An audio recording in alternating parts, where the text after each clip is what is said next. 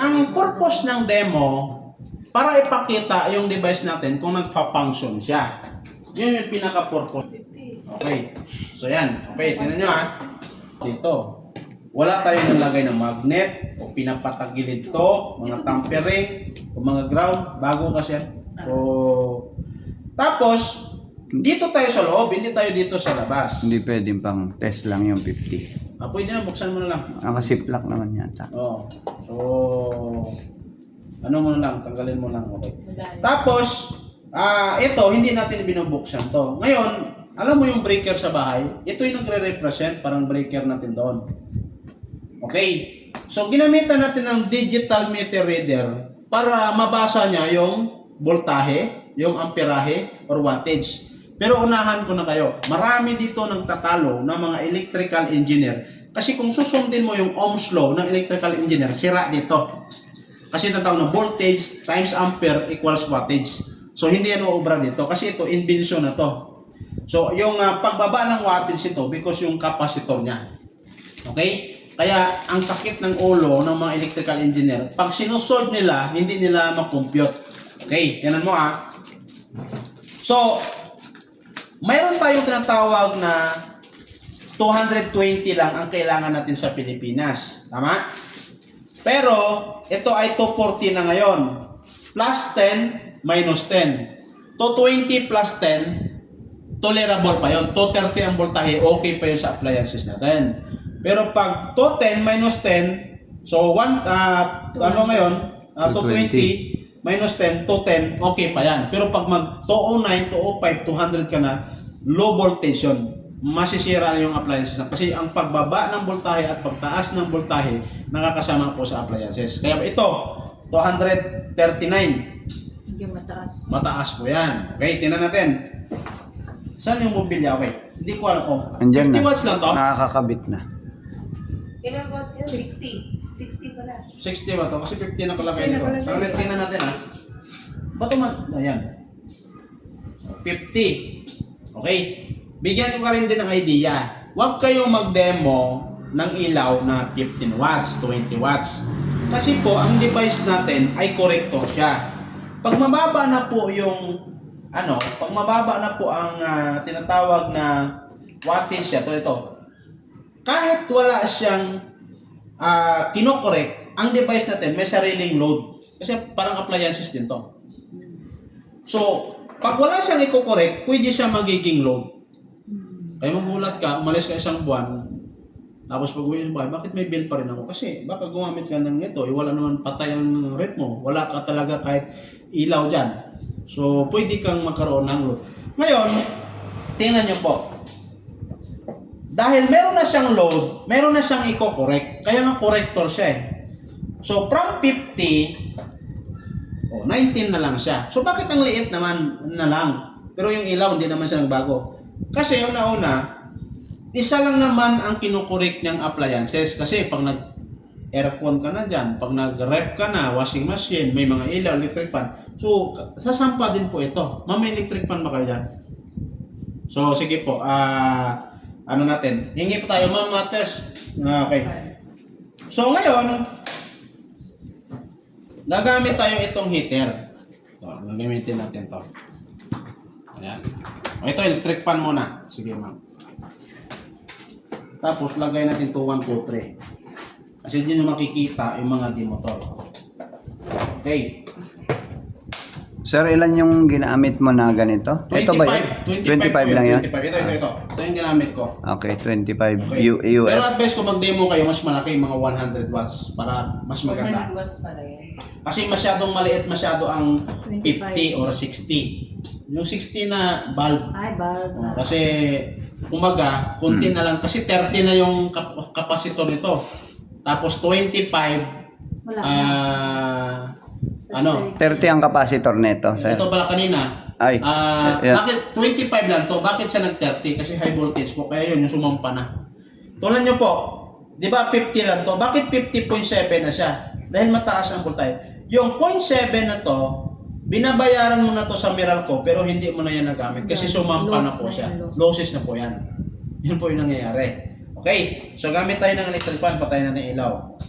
So normal sa mga demotor natin na pag ginamit mo ito yung number 1 niya. 42. Siyempre, minsan mainit ang panahon.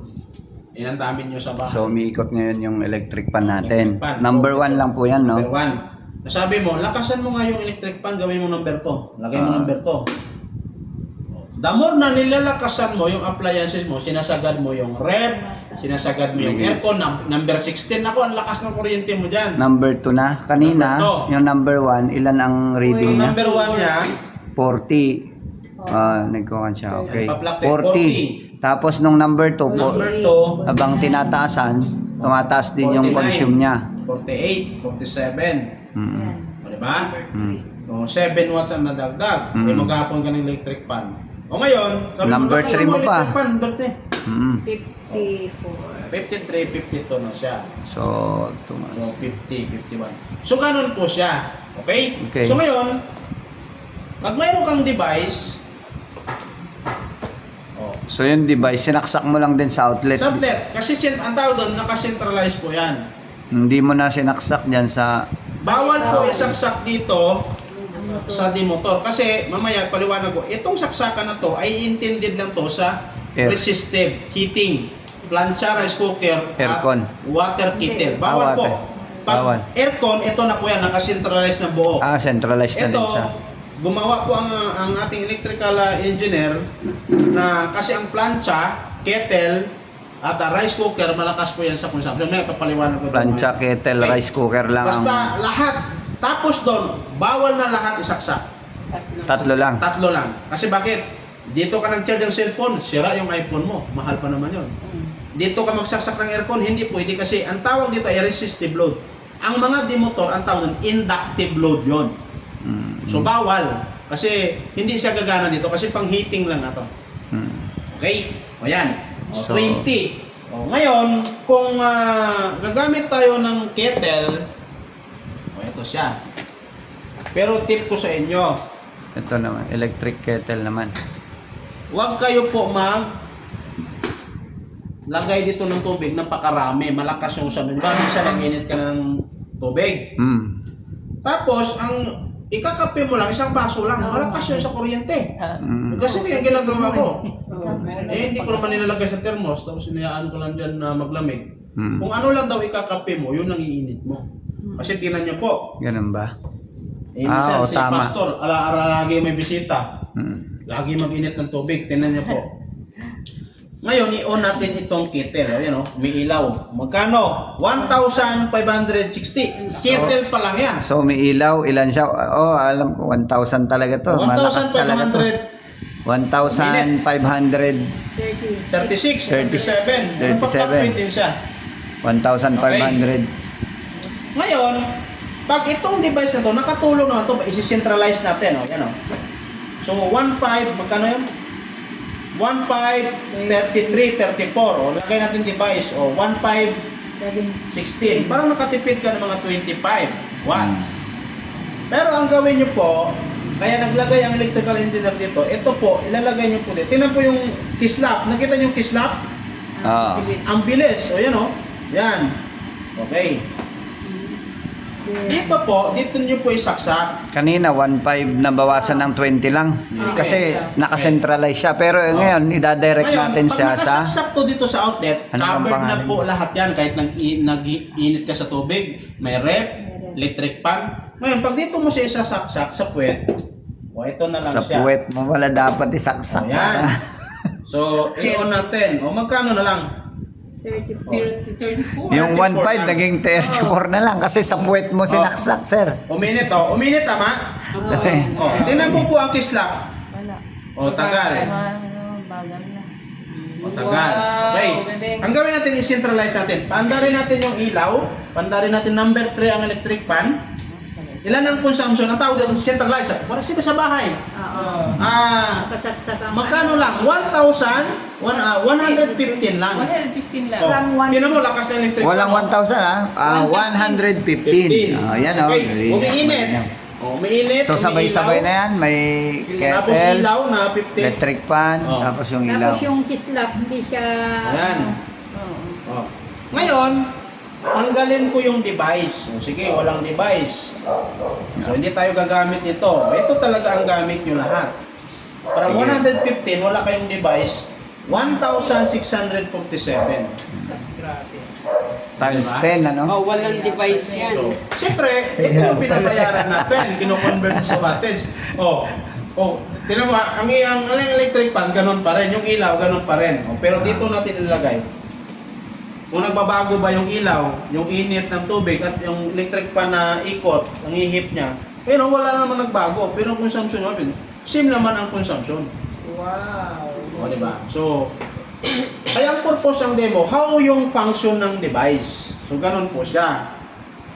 So, okay ba yung product natin? 50 Sir, yung 50, pag 50 yan naman ang nilagay mo kasi 115 yan eh. Okay, patayin muna natin to. Ito, yung 50, wala siyang nilagyan na ganyan. Bakit sir nito nilagyan? Okay. Kasi naka-install na po to sa taas. Alam mo naman, maghagdan ka, mag-init ka ng tubig. Tapos mag-ano ka ng plancha. Abot nga ng ano. Steady na yan sa steady may na kasi to. breaker. Ito kasi, portable ito. Pag sinabi, Thank you ah. okay, paglagay mo to sa outlet, naka-centralized din to. Kaso nga lang, sa mababa lang to 3,000. Pero, portable. 3,000 ang Bill bill. pababa. Bill pababa. Pero ito ay portable. Pag may second floor yung bahay mo, dalhin mo doon. Doon ka magplansya. Pagkatapos plansya, ibalik mo naman sa outlet. Pero, Okay. excuse me, coach, bawal siyang gamitan ng, ano yung tawag dito, yung extension, di ba? Okay, bawal maglagay dito yung extension one at a time. Bakit? Kasi ang capacity nito, 2,000 watts lang. Hindi siya pwede maglagay ng extension. Masisira yung device natin. Kaya one at a time. Tulad ito, 1.5. Kasi yung mga heating element, mga rice cooker, hindi naman umabot yan ng 3,000 watts. Oo. So, one at a time lang siya. Okay. Tsaka isa pa, iniiwasan natin maglagay ng extension dito. Umuwi yung anak mo. Naghanap ng charger, may extension. Doon nagsaksak ng cellphone. Sira ang cellphone niya. Kasi resistive lang po ito. So, kaya may nakalagay naman dyan, mayroon yung instruction pag bumili ka nito. So, basta bawal dito lahat ng mga demotor. Bawal. Ito lang ay, meron pumilit. Electric fan, sinaksak, sabi natin, dug. Hindi masisira ngayon. So, huwag mo na subukan. Kasi Masisira ang yung buhay buhay mo. natin. Okay? Ayan. So ngayon, sa 50, tingnan niyo po. Ang load kasi ng 50, tingnan niyo po, kaya kami, nagdi-demo kami ng malaking device. So, ayan o. Bakit siya nag-i-spark? O, ayan o. Kasi ito, bank capacitor, ayan o, meron siyang, kaya huwag niyo po itong hawakan, pagsasak niyo, may ground to konti. Pero may split seconds lang yon. So, ngayon, bakit siya pumuputok? Ibig sabihin, you know, so unang spark yon, malakas kasi ang capacitor nito, malaki. Okay? So, meron siyang kainan na 51. Tingnan niyo po. 61. Ah? 61. O, 61. Eh, yung ilaw mo lang, magkano? 50. 50. Pwede maging sasampa na yan. So, dapat, pag nag-demo kayo ng ilaw, ay yung mga 100. Kalalo pag nag-demo ka nito. Kasi ang tao, pwede na silang hindi maniwala. Kasi bakit? Oo. Kasi ang mangyayari, parang 1 watts lang matira nito. Ayan o. O 50 versus 51 ang kapasitor. 61. O. 9. 9.3 na lang siya. Pero pag nagdagdag ka, pag ganyan, dagdagan mo na electric fan, number 3. O. So at least, 43 siya, umiilaw ang electric, ang ilaw, tsaka electric fan mo, 53. Pero pag walang device yan, ito talaga consumption niya. 100. 100, 1. Okay, lagay natin to. Kaya, ang capacitor nito, mas maganda to. Mas malaki kasi yan. Okay, o to. 70. Ito yung isa. 43 lang. Kasi nga malaki to. Kasi pang 7,000 to, pababa. Ay, O, di ba? 8,000. So, ganun po siya. Pero pwede rin siya kung yun 50. 50, lalagay na saan? Pwede naman. Kasi ito, ang purpose, dinemo natin ngayon. Pero pag nakasalpak na yan dyan, so kasi minsan, maliit lang ang consumption mo. Hindi, nakasteady ito matagal. Pag lalo, mga 1,000 lang yung ano mo. Yung consumption. Kailangan yung akma lang para Akma mas lang maganda siya, yung, para maganda ano, yung result. result. Okay. Okay? So ngayon, pag ginamit kasi natin yan, oh, pero malaking tulong yan. Lalo yung device mo ito. Saksak natin dito, di ba? Ayan. Hindi, ganito pa lang pala yan. Ano, magkano yan? 100. Anong sinaksak mo po? Yung Tatlo. electric kettle? O yan. 1.6. Okay, di ba kanina, isa lang pala saksakan yan. So yan o, pag 50 ang ilagay nyo po, kahit paano, di ba kanina parang 30 lang nabawas? 1,645. 1,645. Sabay-sabay na siya, So no? 1,5, almost mga 1,5 ito, parang ganon. So lamang lang siya ng konti, kasi malaking kapasitor ito. Diba? So, So, pero pag isaksak pa natin to, mas okay pa sana kasi walang tayong saksakan. Mas okay. Sir, sinaksak mo siya, konti lang nabawas kasi malaki yung kanya. So, hindi siya talaga compatible. Hindi. Kasi nga, meron tayong heater. Malakas kasi to. Kaya ganon. Kaya ang ginagawa natin dyan, ito, nakasentra ito, may backup pa siya sa heater. Kaya dalawang binibili nila pag malalaki ang bill. So, kasi, ito, kaya naman niya i-cover lahat ng mga ref at aircon mo. Pero nga lang, ang isa sa malakas kasi sa bahay dyan, yung mga kitchen plancha. Plancha. So, kaya ang iba, mas gusto nila yon. Kasi kita mo kanina, pag ito lang, nakabawas naman siya, pwede makabawas ng 40. Nakabawas lang konti-konti lang samantalang ito, ang laki ng binaba.